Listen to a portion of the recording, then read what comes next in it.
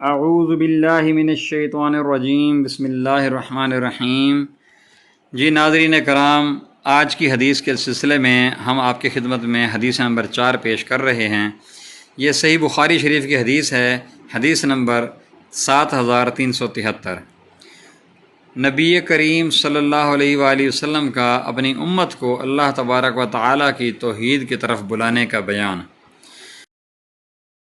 اللہم صلی علی محمد وعلی آل محمد کما صلیت علی ابراہیم وعلی آل ابراہیم انک حمید مجید۔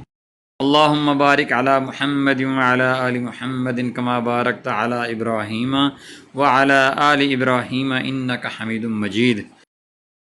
ہم سے محمد بن بشار نے بیان کیا، کہا ہم سے عندر نے بیان کیا، کہا ہم سے شعبہ نے بیان کیا، ان سے ابو حسین اور اشعث بن سلیم نے، انہوں نے اسود بن ہلال سے سنا، انہوں نے معاذ بن جبل رضی اللہ تعالی عنہ سے سنا کہ نبی کریم صلی اللہ علیہ وآلہ وسلم نے فرمایا، اے معاذ، کیا تمہیں معلوم ہے کہ اللہ کا اس کے بندوں پر کیا حق ہے؟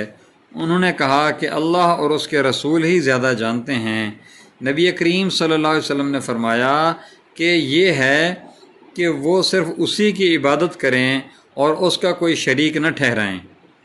کیا تمہیں معلوم ہے پھر بندوں کا اللہ پر کیا حق ہے؟ عرض کیا کہ اللہ اور اس کے رسول ہی زیادہ جانتے ہیں۔